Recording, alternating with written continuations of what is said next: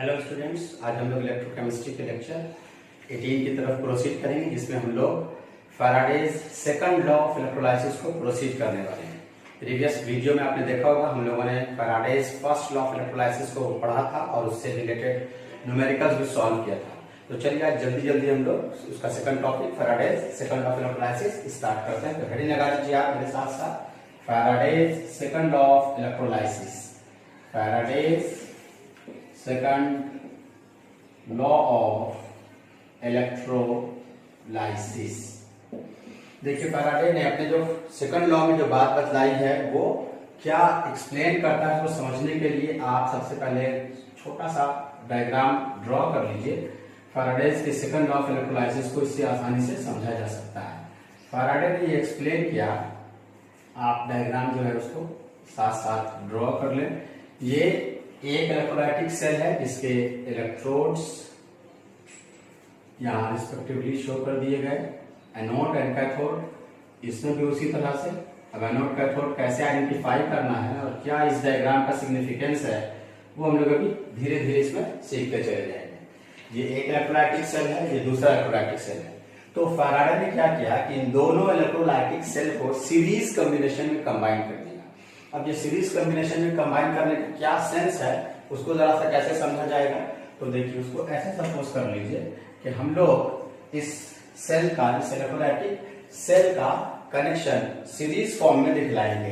Series form में कैसे दिखलाएंगे, देखिए सपोज कर लीजिए कि इसका ये एंड जो है वो इसके साथ कनेक्टेड है और इसका एक और एंड जो इधर से आप देख ले रहे हैं, इसको हम लोग कनेक्ट कर देते हैं इसके दूसरे वाले एंड के साथ, लाइक दिस।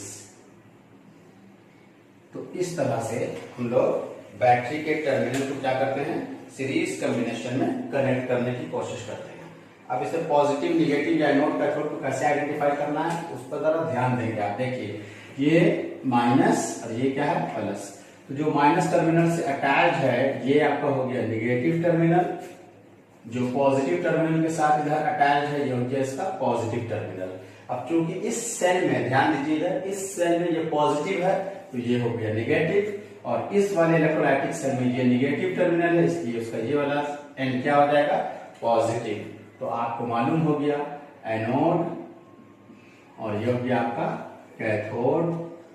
उसी तरह से इसमें हो गया ये आपका कैथोड और ये हो गया आपका एनोड। और इसमें हमने क्या भर दिया, डिफरेंट इलेक्ट्रोलाइट्स भर दिए गए, डिफरेंट इलेक्ट्रोलाइट्स फिल कर दिए गए। सपोज कर लीजिए कि इसमें हमने भर दिया CuSO4 का एक्वस सॉल्यूशन और इसमें हमने भर दिया सिल्वर नाइट्रेट का एक्वस सॉल्यूशन। तो ये एक डायग्रामेटिक सिचुएशन है जिसको फैराडे ने एक्सप्लेन किया था अपने सेकंड लॉ में। तो उन्होंने क्या किया, दो इलेक्ट्रोलाइटिक सेल लिया। एक इलेक्ट्रोलाइटिक सेल है कॉपर सल्फेट के एक्वस सॉल्यूशन का जिसके रिस्पेक्टिव इलेक्ट्रोड्स हैं, और दूसरा है सिल्वर नाइट्रेट के एक्वस सॉल्यूशन का। और उसको सीरीज कॉम्बिनेशन का मतलब क्या होता है कि उसके इलेक्ट्रोड्स आपस में किस तरह से कनेक्टेड होंगे वो आप डायग्राम से देख सकते हैं। अब उन्होंने क्या एक्सप्लेन किया था, बहुत ही इंपॉर्टेंट था, ध्यान से आप सुने कि ये क्या कह रहा है। इस लॉ में उन्होंने ये बताया कि जब टू और मोर देन टू सेल को, टू और मोर देन टू सेल को सीरीज कॉम्बिनेशन में कनेक्ट कर दिया जाए, व्हेन इक्वल, आप नोट कर ले लॉ मेरे साथ, अमाउंट ऑफ करंट और charge is passed through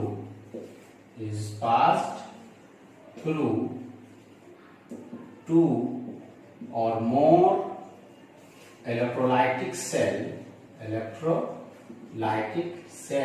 connected in series। उन्होंने क्या बताया कि जब दो या दो से ज्यादा इलेक्ट्रोलाइटिक सेल को जब सीरीज में कंबाइन कर दिया जाए, और ये बहुत इंपॉर्टेंट चीज है, इक्वल अमाउंट ऑफ करंट को पास कराया जाए। इक्वल अमाउंट ऑफ करंट या चार्ज एक ही चीज है, को पास कराया जाए। तो उन्होंने क्या देखा, उन्होंने देखा जो रिस्पेक्टिव इलेक्ट्रोड्स हैं उनके जो मास डिपॉजिट हो रहे थे connected in series, then the weight of different substances, weight of different substances deposited on respective electrodes are proportional to their equivalent masses।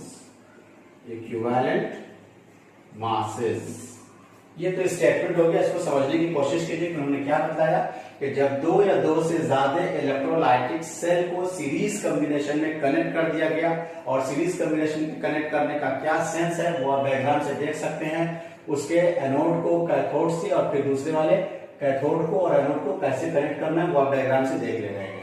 तो उन्होंने कहा कि जब उसको सीरीज कॉम्बिनेशन में कनेक्ट कर देंगे तो जो डिफरेंट इलेक्ट्रोड्स हैं, जो उनका मास डिपॉजिट होगा, वो डिफरेंट सब्सटेंस के केमिकल इक्विवेलेंट के डायरेक्टली प्रोपोर्शनल होगा। मींस टू से, इसी डायग्राम की अगर हम बात करें, इसका मतलब क्या हो गया कि जो डिफरेंट इलेक्ट्रोलाइट सॉल्यूशन है, इसमें है कॉपर सल्फेट और इसमें क्या है, सिल्वर नाइट्रेट। अब ये जो इलेक्ट्रोड्स हैं, सपोज कर लीजिए एक जगह पे आपका क्या है, weight of copper divided by दूसरी तरफ क्या हो जाएगा, वेट ऑफ सिल्वर इलेक्ट्रोड्स। ये प्रोपोर्शनल होगा किसके, इक्विवेलेंट मास ऑफ कॉपर लिया है तो आप कॉपर लिखेंगे, और इक्विवेलेंट मास ऑफ सिल्वर लिया है तो आप सिल्वर लिखेंगे। इसको शॉर्ट टर्म में कैसे लिखेंगे, ध्यान देंगे आप। Weight of copper by weight of silver is equal to equivalent mass of copper by equivalent mass of silver. इसको आप 1 और 2 सपोज करके भी लिख सकते हैं। तो ये एक बेसिक लॉ था सेकंड, जिसको फैराडे ने एक्सप्लेन किया। बहुत सिंपल सा क्राइटेरिया है, same amount of current pass करना इसमें जरूरी है, याद रहे ये क्राइटेरिया तब ऑब्टेंड होगा, प्रोवाइडेड आई रिमेन्स सेम। करंट क्या रहना चाहिए, सेम टू सेम। तो जब सेम करंट पास कराया उन्होंने सेम टाइम के लिए, करंट सेम होगा तो टाइम को भी सेम हम लोग रखेंगे। तो सेम करंट को सेम टाइम के लिए जब उन्होंने पास कराया तो क्या देखा कि जो इलेक्ट्रोड का डिपोजिशन हो रहा है डिफरेंट इलेक्ट्रोलाइटिक सॉल्यूशन में, वो उसके केमिकल इक्विवेलेंट मास के डायरेक्टली प्रोपोर्शनल था। अब इसको कैसे प्रूफ करेंगे, तो इसकी प्रूविंग के लिए हम लोग फर्स्ट लॉ का सहारा लेते हैं। देखिए इसको हम कैसे प्रूफ करते हैं। तो आप लिख लें proof of second law of electrolysis. देखिए बहुत सिंपल सी चीज है। फ्रॉम फर्स्ट लॉ में क्या पढ़ चुके हैं, from first law of electrolysis हम लोगों ने क्या पढ़ा था, हम लोगों ने ये पढ़ा था कि मास ऑफ एनोड और कैथोड डिपोजिटेड, जो भी सब्सटेंस डिपोजिटेड होता है, वेट या मास, वो डायरेक्टली प्रोपोर्शनल होता है चार्ज के। जितना ज्यादा चार्ज फ्लो करेगा उतना ज्यादा सब्सटेंस डिपॉजिट होगा। तो सिंपल सी चीज है, लॉजिकली भी बात सही है। जितना ज्यादा चार्ज फ्लो करेगा इलेक्ट्रोलाइटिक सॉल्यूशन में, उतना ज्यादा इलेक्ट्रोड के ऊपर वेट डिपॉजिट करेंगे। और इसको हम लोगों ने जब रिजॉल्व किया था तो ये क्या हो गया था, W is equal to ZQ, और W is equal to ZQ को आप लिख सकते हैं IT। ये हम लोग फर्स्ट लॉ से पढ़ चुके थे। और फिर हमने आपको इसमें Z का एक वैल्यू एक्सप्लेन किया था। Z का वैल्यू क्या था, तो Z हमने आपको बतलाया था कि Z इज इक्वल टू होता है molar mass into I into T। जैसे है वैसे रहने दीजिए, Z का वैल्यू हम रखते हैं यहाँ पे। Z इज इक्वल टू, या एक बार अलग से कर देते हैं, देखिए Z is equal to molar mass divided by क्या बताया गया था, याद कीजिए, n फैक्टर इंटू 96500 बस। अब आप इसको Z को यहां पास पुट कर दें, कहां, इस वाले इक्वेशन में, इस इक्वेशन पुट कर दीजिए।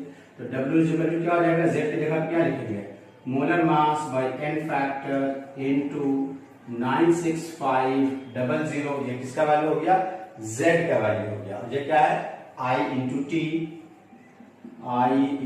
टी, या यहां पास आप डायरेक्ट Q भी रख सकते हैं। तो ये आपके वेट का वैल्यू हो गया, ठीक है। अब देखिए हम लोगों ने यहां क्या पढ़ा है, weight of copper deposited by weight of silver deposited. तो हम यहां कैसे लिख सकते हैं, weight of copper by weight of silver deposited. तो weight of copper according to first law देखिए, वेट का फॉर्मूला क्या है, mass, molar mass into I into T. अब क्योंकि ये कॉपर का है इसलिए इसके लिए हम मास ऑफ कॉपर लिख देंगे, डिवाइडेड बाय नीचे क्या है, एन फैक्टर इंटू 96500। अब नीचे क्या है, divided by silver, divided by, ध्यान देंगे आप, वेट ऑफ सिल्वर है, तो वेट ऑफ सिल्वर के लिए बिल्कुल यही फॉर्मूला लिखेंगे हम लोग, mass of silver into I into T divided by N factor into 96500। ध्यान दें आप, अब ये जो mass of copper by N factor है, आपको याद होगा मास ऑफ कॉपर, देखिए ध्यान से इसकी बात कर रहे हैं, बाय एन फैक्टर, इसे ही इक्विवेलेंट मास कहते हैं। किसी का इक्विवेलेंट मास कैसे निकालते हैं, खास के मेटल का कैसे निकालते हैं, molar mass divided by N factor. N factor क्या होता है, मेटल की वैलेंसी होती है, तो इसको हम लोग क्या लिख सकते हैं, इक्विवेलेंट मास। तो इसका मतलब ये हो गया कि can be written as weight of copper is equal to equivalent mass of copper into I into T divided by 96500। देखिए हम डायरेक्ट इनपुट करके निकाल सकते थे, लेकिन आपको फर्स्ट लॉ थोड़ा सा याद दिला दे रहे हैं। अब नीचे क्या है, यहाँ divided by weight of silver, तो डिवाइडेड बाय, अब यहाँ भी उसी तरह से देखिए, देख रहे हैं आप, mass of silver by N factor, तो mass of silver by N factor क्या हो जाएगा, equivalent mass of silver into I into T divided by 96500। अब आप इसको रिजॉल्व करके सॉल्व कीजिए, तो weight of copper by weight of silver is equal to equivalent mass of copper into I into T divided by 96500 divide into में convert करेंगे, ये term पर ऊपर चला जाएगा, 96500 divided by equivalent mass of silver into I into T. अब law क्या कहता था, आप याद कीजिए, जब दो या दो से ज्यादा इलेक्ट्रोलाइटिक सेल सीरीज में कनेक्ट कर दिए जाए और सेम करंट सेम टाइम के लिए पास कराया जाए, यानी चार्ज सेम हो, तो चूंकि चार्ज सेम है तो आई टी कैंसिल हो जाएगा, 96500 कैंसिल, तो ओवरऑल आपके पास जो वैल्यू बचा, weight of copper by weight of silver is equal to, देखिए ऊपर में क्या है, equivalent mass of copper by equivalent mass of silver. आप इसको जनरलाइज फॉर्म में कैसे लिख सकते हैं, और weight of substance 1 by weight of substance 2 is equal to equivalent mass of substance 1 by equivalent mass of substance 2, चाहे वो सिल्वर हो, कॉपर हो, गोल्ड हो, प्लैटिनम हो, व्हाटएवर इट मे बी, जो भी इलेक्ट्रोड्स रहेंगे उसका रिस्पेक्टिव वैल्यू। तो देखिए कितना सिंपल फॉर्म में फैराडे के सेकंड लॉ को हम लोग प्रूफ कर चुके हैं। सेकंड लॉ को प्रूफ करने के लिए हमने फर्स्ट लॉ का सहारा लिया था। होप सो कि आप इसे समझ गए होंगे। जल्दी से आप इसका स्क्रीनशॉट ले लीजिए। चलिए ले लिया आपने। अब हम लोग सेकंड लॉ के एप्लीकेशन की तरफ बढ़ते हैं और इससे रिलेटेड कुछ हम लोग न्यूमेरिकल्स सॉल्व करेंगे। जल्दी से आप इसे नोट कर लीजिए स्टूडेंट्स। तो हम लोग इसके सेकंड लॉ को प्रोसीड करने वाले हैं। चलिए स्टूडेंट्स, तो हम लोग फैराडे सेकंड लॉ के क्वेश्चन को डिस्कस करेंगे। क्वेश्चन आपके सामने ऑलरेडी देखिए लिखे हुए हैं ताकि आपका टाइम सेव हो सके। तो ये क्वेश्चन एक बार हम पढ़ देते हैं और आपको एक्सप्लेन भी करते हैं कि क्वेश्चन क्या है। बहुत ही ज्यादा इंपॉर्टेंट क्वेश्चन है, बहुत ध्यान से इसको आप देखेंगे। इस तरह के क्वेश्चन अक्सर IIT JEE और एम्स में ही पूछे जाते हैं। इस तरह के क्वेश्चन को सॉल्व कैसे करना है, इसके कंसेप्ट और लॉजिक को समझने की कोशिश कीजिए। क्वेश्चन में कहता है कि 3 electrolytic cell A, B and C containing electrolytes ZnSO4, AgNO3 and copper sulfate। 3 electrolytic cell हैं जिनको सीरीज में कनेक्ट कर दिया गया है और उनके रिस्पेक्टिव डिफरेंट इलेक्ट्रोलाइट्स दे दिए गए हैं और इनमें एक same amount of current 1.5 ampere की पास की जा रही है। कब तक? जब तक कि उसमें सिल्वर का 1.45 ग्राम डिपॉजिट ना हो जाए। तो आपको निकालना है कि कितने देर तक ये करंट पास हुआ। क्योंकि करंट और टाइम दोनों में सारे के सारे सेल में क्या रहेगा, सेम टू सेम। तो आपको टाइम निकालना, how long did the current flow, first part. और क्या पता लगाना है, अगर सिल्वर का 1.45 ग्राम डिपॉजिट हुआ तो आपको क्या फाइंड करना है, what weight of copper and zinc were deposited. तो ये भी आपको फाइंड आउट करना है। और atomic mass of copper, zinc और सिल्वर आपको दे दिए गए हैं। तो देखिए जो चीज इसमें गिवन है ये हम लोगों के लिए सबसे ज्यादा इंपॉर्टेंट एस्पेक्ट है। इसी से हम लोग बात शुरू करेंगे और सेकंड लॉ को कैसे हम लोग अप्लाई करेंगे, यूज करेंगे, उसको हम लोग जानेंगे।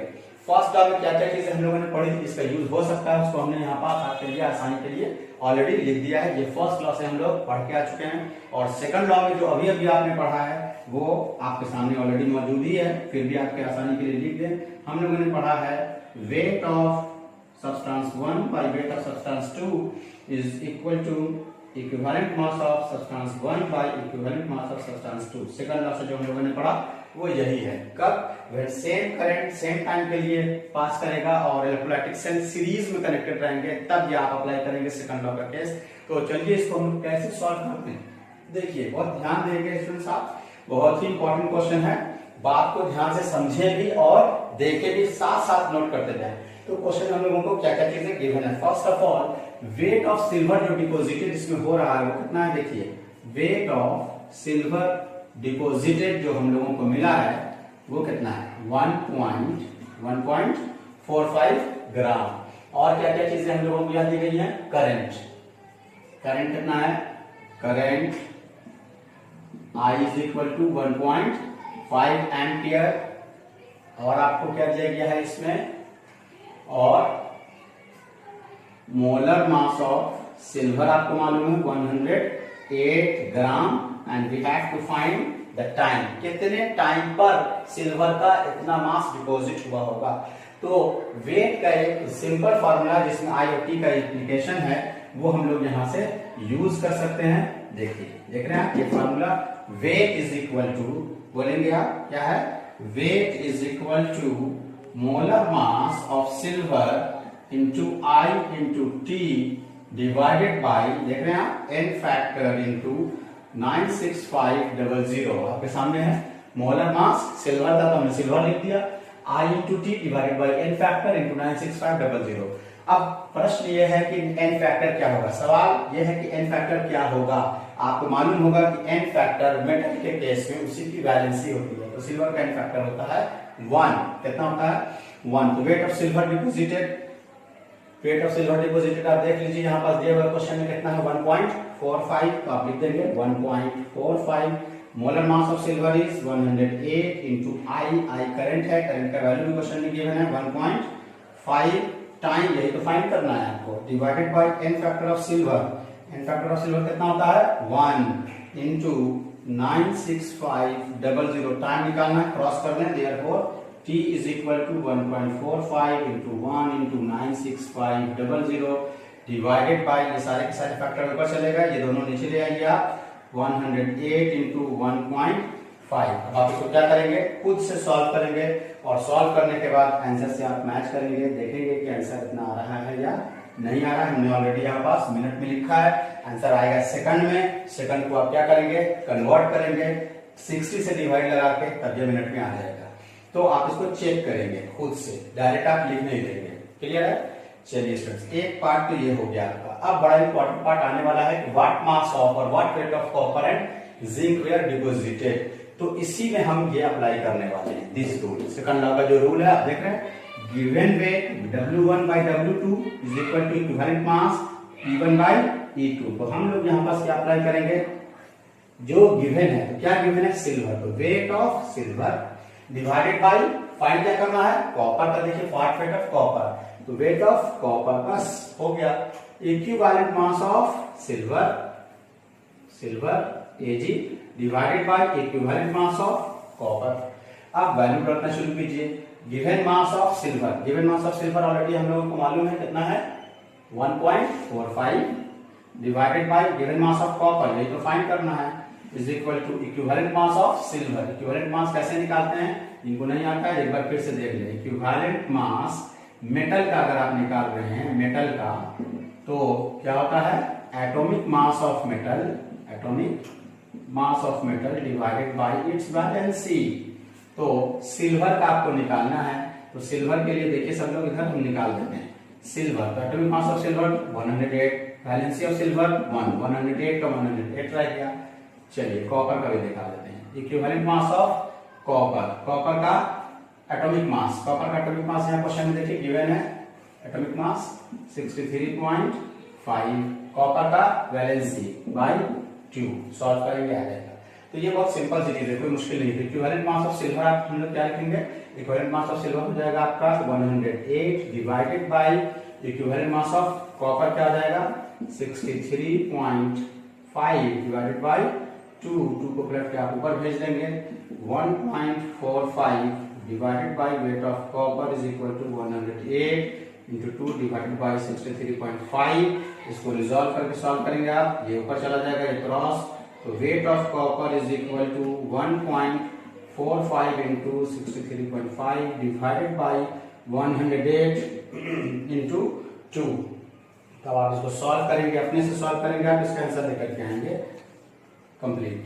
ये क्या निकल गया वेट ऑफ कॉपर। सेम चीज वेट ऑफ जिंक निकालिए, अपने से सॉल्व करने की आदत डालिए। देखिए वेट ऑफ जो गिवन है, क्या गिवन है हमको सिल्वर, हमने लिख दिया सिल्वर, डिवाइडेड बाय निकालना क्या है वेट ऑफ जिंक, हो गया जिंक। जब आप इधर लिख दिया तो ये किसके बराबर होता है सेकंड लॉ के हिसाब से, equivalent mass of silver divided by equivalent mass of zinc. Equivalent mass of silver तो बता ही चुके हैं, जिंक की सिर्फ बात है वो भी दिखा देते हैं आपको यहीं पास। इक्विवेलेंट मास ऑफ जिंक, देखिए स्टूडेंट्स अपने से सॉल्व करने की कोशिश कीजिए, कांसेप्ट सेम है। एटॉमिक मास ऑफ जिंक ऊपर होगा डिवाइडेड बाय वैलेंसी नीचे होगी। जिंक एटॉमिक मास ऑलरेडी आपके लिए यहाँ दिया हुआ है, कितना है 65.3 divided by valency of zinc कितनी होती है 2। तो इस तरह से हम लोग यहाँ वैल्यू पुट करेंगे, अपने से आप सॉल्व करेंगे। तो होप सो कि ये क्वेश्चन आपको समझ में आ गया होगा, बहुत ही इजी एंड डाइल्यूट करके हमने आपको बताया है। तो आप जल्दी से इसका स्क्रीनशॉट ले लीजिए, हम लोग नेक्स्ट क्वेश्चन की तरफ फिर प्रोसीड करेंगे। चलिए होप सो आपने ले लिया होगा, अब हम लोग इसके एक दूसरे क्वेश्चन की तरफ प्रोसीड करते हैं। तो देखिए दूसरा क्वेश्चन क्या है, मेरे साथ साथ आप इसको नोट कर लें। तो दूसरा क्वेश्चन हम आपको बतलाते हैं कि क्या है। तो देखिए क्वेश्चन नंबर 2। तो क्वेश्चन नंबर 2 में कहता है, क्वेश्चन नंबर 2 आप नोट कर लीजिए कि how many coulombs are required to oxidise. क्या है क्वेश्चन आपका, हाउ मेनी, क्वेश्चन नोट कर लें, कूलम्स यानी charge are required to oxidise. अब इसमें दो पार्ट है, पहला पार्ट क्या है 1 मोल H2O 2O2। पहला पार्ट क्या है 1 मोल ऑफ H2O 2O2। और दूसरा पार्ट क्या है, दूसरा है FeO 2Fe2O3। दूसरा पार्ट क्या है इसका 1 mole of FeO 2Fe2O3। 1 mole FeO 2Fe2O3। ठीक है, बहुत आसान सी चीज है।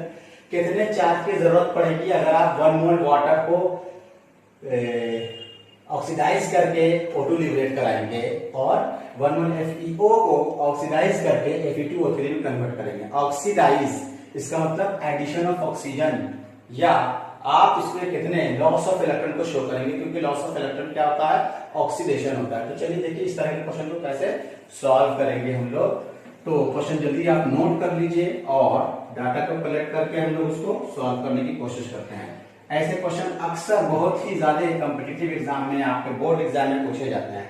तो देखिए कैसे सॉल्व करना। फर्स्ट ऑफ ऑल जो ए पार्ट है इसमें हो क्या रहा है, क्वेश्चन में क्या कहता है H2O को किसमें कन्वर्ट करना, आपको H2O को ऑक्सीडाइज करके ले जाना है O2 के फॉर्म में। तो H2O ऑक्सीडाइज हुआ और ये क्या क्या लिबरेट करेगा, देखिए इलेक्ट्रोलाइसिस हो रहा है इसका, ये कन्वर्ट हो गया 2H positive plus half O2। Charge चूंकि बैलेंस करना है, इधर कोई चार्ज नहीं है और ऑक्सीडाइज हो रहा है, इसका मतलब इसने क्या किए होंगे 2 इलेक्ट्रॉन रिलीज किए होंगे। Loss of electron is oxidation. बहुत सिंपल से फॉर्म में लिखा गया। फिर से देखिए H2 आगे में कितना छुपा हुआ 1 मोल, तो ये हो गया आपका 1 मोल H2O। जब इसको ऑक्सीडाइज करा करके O2 लिबरेट कराया गया, कितने इलेक्ट्रॉन 2 मोल इलेक्ट्रॉन यानी 2 फैराड की जरूरत पड़ गई। फर्स्ट लॉ में आपको ये सब चीज सिखा दी गई है। तो आपको क्वेश्चन में क्या कह रहा था, how many coulombs are required to oxidise 1 mole H2O। हो गया 1 mole H2O 2 farad, answer is completed. लेकिन चूंकि क्वेश्चन में कूलम के फॉर्म में कह रहा है तो आप इसको कन्वर्ट कर दीजिए। 2 इंटू कूलम का वैल्यू यहाँ रखिए, फैराड में कितना होता है 96500 कूलम। सॉल्व करेंगे आंसर आ जाएगा। That's it, the question is simple and now come to the second number. तो पार्ट बी इसका क्या है वो देखिए आप। पार्ट बी में क्या कह रहा है 1 मोल FeO को किसमें कन्वर्ट करना है, Fe2O3 के फॉर्म में आपको कन्वर्ट करना है। तो इसके लिए भी हम लोग उसी तरह का इक्वेशन लिखेंगे। तो चलिए जल्दी से आप इक्वेशन 1 जो है इसको नोट कर लीजिए और इक्वेशन 2 को हम लोग प्रोसीड करने की कोशिश करते हैं। तो क्या होगा, देखिए FeO किसमें कन्वर्ट करना है आपको, Fe2O3 में कन्वर्ट करना है। देखिए 2Fe ऑक्सीजन यहाँ देखिए 2 और ये 2 कैंसिल हो जाएगा, 1 ऑक्सीजन, ये हो गया 3। तो 2FeO प्लस हाफ और 2 गिव्स Fe2O3। तो इस तरह से हम लोग इसको क्या करते हैं, पहले इक्वेशन के फॉर्म में लिखते हैं। एंड नाउ अब हो क्या रहा है बेसिकली उसको भी देखिए। कि जो 2Fe यहाँ है इसको हम लोग रिजॉल्व करेंगे। आपको याद होगा ऑक्सीजन पर 2 निगेटिव और इस पर 2 पॉजिटिव, इसलिए दोनों कैंसिल हो गया। इट मींस कि ये 2Fe जब टूटेगा, देखिए ध्यान दें आप, जब भी टूटेगा चार्ज तो कैसे टूटेगा, 2Fe 2 पॉजिटिव के फॉर्म में टूटेगा। और अब इसको ब्रेक करना है आपको। तो ये कैसे हुआ होगा, याद कीजिए वैलेंसी क्रॉस होती थी, तो इसका 3 चार्ज यहाँ क्रॉस हुआ होगा। बात को समझे, याद कीजिए ये इधर क्रॉस हुआ, यानी इसके ऊपर 3 चार्ज है, 3 पॉजिटिव चार्ज है। यहाँ कितना लगा हुआ 2, यानी ये किस फॉर्मेट पर है, ये है 2Fe3 पॉजिटिव। अब क्या हुआ, मिलाइए 2 3 6 पॉजिटिव और जब 2 2 4 पॉजिटिव, इधर 6 पॉजिटिव चार्ज है। इट मींस के 2 इलेक्ट्रॉन लूज करेगा तब ये इसको बैलेंस कर लेगा। अब लॉस ऑफ इलेक्ट्रॉन हो गया तो हो गया ना ऑक्सीडेशन। तो देखिए इक्वेशन को लिखना कैसे ये भी आपको सीखने की जरूरत है। अब मिलाइए, बहुत आसान हो गया। ये आ गया 2, तो 2 मोल, ये 2 मोल ऑक्सीडाइज हो रहा है कब, जब ये कितना फैराड है, 2 फैराड है। क्वेश्चन में दिया हुआ है 1 मोल के लिए, तो जब ये 1 मोल होगा तो ये भी 1 फैराड यानी कि 96500 कूलम। तो इस तरह के लॉजिकल क्वेश्चन की भरमार रहती है कंपटीटिव एग्जामिनेशन में। आपको लॉजिकली अप्लाई करना है इक्वेशन, फॉर्म सॉल्व कर लेना है। तो ये क्वेश्चन बहुत सिंपल था स्टूडेंट्स। चलिए हम लोग नेक्स्ट क्वेश्चन की तरफ प्रोसीड करते हैं। तो नेक्स्ट क्वेश्चन क्या है उसको देखते हैं हम लोग। आप जल्दी स्क्रीनशॉट ले लीजिए। सो स्टूडेंट चलिए तो हम लोग नेक्स्ट क्वेश्चन की तरफ प्रोसीड करते हैं। क्वेश्चन नंबर 3 देखिए। क्वेश्चन नंबर 3 में क्या कहता है कि अ सॉल्यूशन ऑफ निकल नाइट्रेट इज इलेक्ट्रोलाइज्ड, यानी निकल नाइट्रेट के इलेक्ट्रोलाइटिक सॉल्यूशन है जिसमें इलेक्ट्रिसिटी पास कराया गया और इलेक्ट्रोड के तौर पर उसमें इनर्ट इलेक्ट्रोड प्लैटिनम यूज किया गया है। करंट का वैल्यू कितना था उसमें 5 एम्पियर और करंट कितनी देर के लिए पास की गई है 20 मिनट्स। डाटा कलेक्ट करते जाएं तो आप देखिए आपका इलेक्ट्रोलाइटिक सॉल्यूशन जो है इलेक्ट्रोलाइट वो क्या है निकेल नाइट्रेट। जब इसके ऊपर इलेक्ट्रोलाइसिस परफॉर्म कराया गया होगा तो ये कैसे टूटा, 2 यहाँ आने का मतलब इसका चार्ज होगा 2, तो 2 positive plus nitrate 2 NO3 negative. अब ये जो निकेल आया यही डिपॉजिट हो रहा है, तो कैसे डिपॉजिट होता होगा तो आप देखिए याद कीजिए Ni2 पॉजिटिव 2 इलेक्ट्रॉन गेन करेगा और ये कन्वर्ट हो जाएगा निकल इन सॉलिड स्टेट में। अब यहाँ देखें आप कितना है 2 मोल का मतलब 2 फैराड डिपॉजिट होता है कब, जब यहाँ 1 मोल निकल है। 1 मोल निकल का मतलब यहाँ पे आप देखिए एटॉमिक मास होता है उसके बराबर 58.7 ग्राम, तो 2 फैराड। अब कितना चार्ज पास किया जा रहा है उसके लिए हम लोग इक्वेशन अप्लाई करने वाले हैं। करंट का वैल्यू देखिए कितना दिया गया I, करंट का वैल्यू कितना है 5 ampere and time is equal to आप देख रहे हैं 20 मिनट है। इसको आप सेकंड में कन्वर्ट कर लेंगे इनटू 60 सेकंड, तो Q is equal to I into T। I का वैल्यू 5, टाइम का वैल्यू हो गया 1200। सॉल्व करेंगे आप 6000 coulomb and now what will happen, just see it. अब आपको जब चार्ज मालूम हो गया 6000 कूलम, यहां कितना चार्ज है 2 farad, that is 2 farad charge से कितना डिपॉजिट हो रहा है, डिपॉजिटेड कितना है देखिए 58.7 ग्राम, डिपॉजिटेड 58.7 ग्राम। 2 फैराड का मतलब 2 × 96500 कूलम डिपॉजिट करता है 58.7 ग्राम निकेल को, तो 1 कूलम होता तो 58.7 डिवाइडेड बाई 2 × 96500 आपको निकालना कितने के लिए है 6000 कूलम, क्योंकि जो करंट और टाइम है वो मिलकर कितना करंट कितना चार्ज प्रोड्यूस कर रहा है 6000 के लिए क्या हो जाएगा, तो 6000 coulomb deposited 58.7 divided by 2 into 96500 into 6000 solve करेंगे स्टूडेंट्स, और आप यहाँ पास लिखेंगे और कमेंट बॉक्स में आप सब के सब आंसर लिखेंगे, सो दैट कि हम जान सके कि आपने वीडियो को बिल्कुल सही तरह से समझ लिया है और देखा है। ये आपको मेरी तरफ से छोटा सा होमवर्क है कि आप इसके आंसर को सॉल्व करके लिखेंगे ताकि आपको आसानी हो, ठीक है। और ऐसे मिलाने के लिए हम आपको इसका वैल्यू बता देते हैं कि 1.825, बट ये आप सॉल्व करके लिखेंगे बिल्कुल ईमानदारी के साथ, be honest, don't be cheating. चलिए, तो ये क्वेश्चन आपका बहुत सिंपल फॉर्म था। ऐसे ऐसे क्वेश्चन पूछे जाते हैं एग्जामिनेशन में। अब एक बहुत ही ज्यादा और बहुत ही कंसेप्चुअल क्वेश्चन अब हम आपको बताने जा रहे हैं, उससे पहले आप जल्दी इसका स्क्रीनशॉट ले लें, फिर हम लोग नेक्स्ट क्वेश्चन प्रोसीड करेंगे। सो स्टूडेंट्स, देखिए सबसे इंपॉर्टेंट क्वेश्चन अब आपके सामने आने वाला है। ये बहुत ही ज्यादा कंसेप्चुअल और बहुत ही इंपॉर्टेंट और अच्छा क्वेश्चन है। ये जेई और एम्स के अलावा किसी एग्जामिनेशन में आपसे नहीं पूछा जाएगा, लेकिन चलिए इस क्वेश्चन को आप ध्यान देंगे तो आप सीख जाएंगे। इसमें फाइंड क्या करना है आपको, पीएच। देखिए अक्सर स्टूडेंट्स से ऐसे क्वेश्चन बनते ही नहीं है क्योंकि वो कंसेप्ट को समझ ही नहीं पाते। क्वेश्चन में क्या दिया गया, पहले क्वेश्चन पढ़ लेते हैं। देखिए आप नोट करेंगे, calculate the pH of 0.5 N of 1 N NaCl solution after electrolysis when a current of 5 ampere is passed for 965 seconds। Question आप नोट कर लें। अब देखिए इसको सॉल्व कैसे करना है हम लोगों को। तो सॉल्व करने के लिए हम लोग सबसे पहले इसको इक्वेशन फॉर्म में रिप्रेजेंट करेंगे। तो इक्वेशन क्या होगा, देखिए मेरे साथ साथ आप नोट कर लें। NaCl का इलेक्ट्रोलाइसिस परफॉर्म किया जाता है, तो ये है NaCl H2O के प्रेजेंस में इसका इलेक्ट्रोलाइसिस परफॉर्म हो रहा है। और ये किस में कन्वर्ट हो रहा है, ध्यान देंगे आप, ये कन्वर्ट हो गया। ये हम लोग प्रोडक्ट ऑफ इलेक्ट्रोलाइसिस में ऑलरेडी देख चुके हैं। तो NaOH plus half H2 plus half Cl2 के फॉर्म में ये कन्वर्ट हो गया। अब इस पूरे के पूरे इक्वेशन के रिप्रेजेंटेशन को आप जब गौर करेंगे तो निकालना pH है, और इसमें तो H है ही नहीं, ये एसिड तो है नहीं। एसिड रहेगा तब ना H प्लस रिलीज होगा, यहाँ तो OH लिबरेट होगा।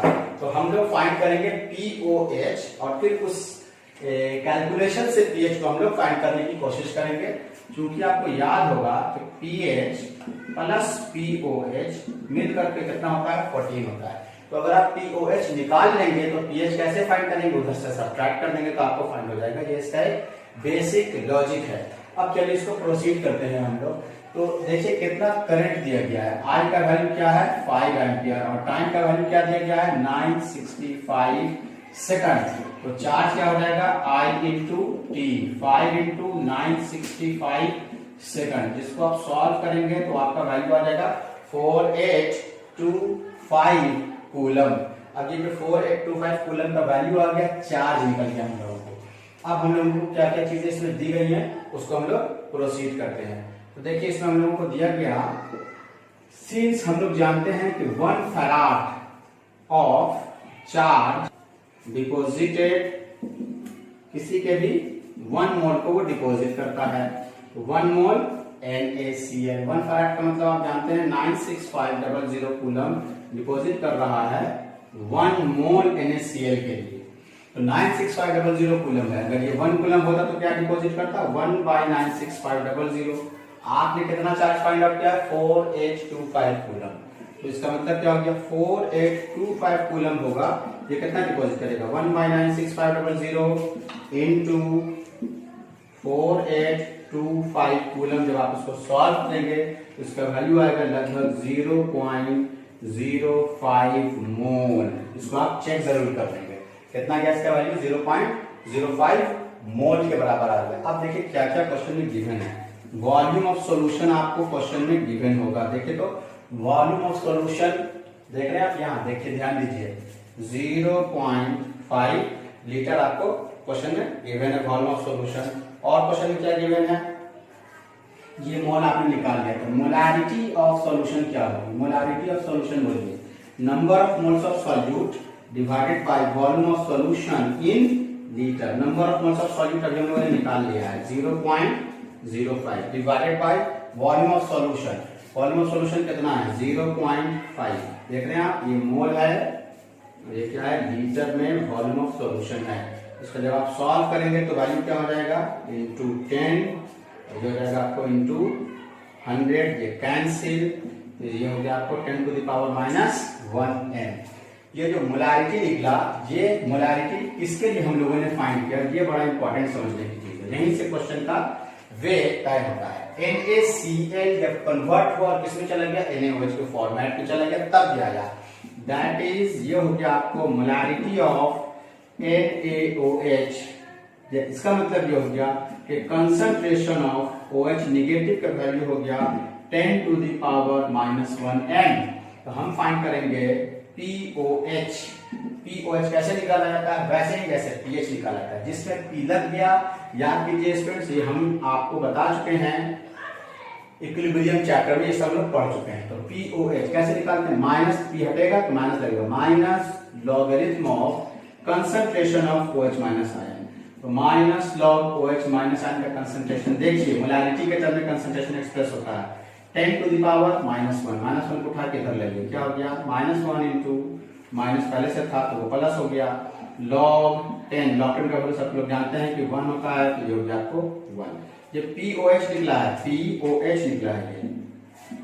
Therefore pH निकालना है, कैसे निकालेंगे 14 माइनस P ऑफ OH, तो 14 माइनस 1 इज इक्वल टू 13। बहुत ही इंपॉर्टेंट क्वेश्चन है स्टूडेंट्स। अब आपको क्या करना है, ये तो आप देखें, ध्यान दें, नहीं समझ में आए एक बार फिर से रिपीट करें, तब सेम टू सेम इसी कैटेगरी का एक क्वेश्चन हमने आपको होमवर्क के लिए दे रखा है, इसलिए कि ये क्वेश्चन बहुत ही इंपॉर्टेंट है। ये दोनों क्वेश्चन जेई और एम्स इसमें अल्टरनेटिवली आ चुके हैं। देखिए बिल्कुल सेम टू सेम उसी तरह का क्वेश्चन है। यहाँ पे करंट यहाँ 1 एम्पियर कर दिया है हमने, यहाँ करंट कितना था 5 एम्पियर का करंट था। यहाँ आप देख रहे टाइम 96.5 सेकंड है, ये 965 सेकंड था, बिल्कुल एज इट इज। और यहाँ वॉल्यूम ऑफ सॉल्यूशन 200 ml था, यहाँ वॉल्यूम ऑफ सॉल्यूशन 0.5 ml था। यहाँ आपको मोलारिटी दी हुई है, यहाँ भी आपको मोलारिटी दी हुई थी, एकदम सेम टू सेम चीज है। आप इसको बिल्कुल इसी तरह से प्रोसीड करें, कोशिश करें। आंसर मैच करने के लिए मैंने यहाँ पे ऑलरेडी आपको लिख दिया है ताकि आप क्वेश्चन को सॉल्व कर सकें। तो उसका जल्दी आप पहले एक बार स्क्रीनशॉट ले लीजिए। चलिए होप आपने ले लिया। सो स्टूडेंट्स, आपको बहुत ही ज्यादा मेहनत करने की जरूरत है, आपके एग्जामिनेशन टाइम बहुत ही नजदीक आ रहे हैं।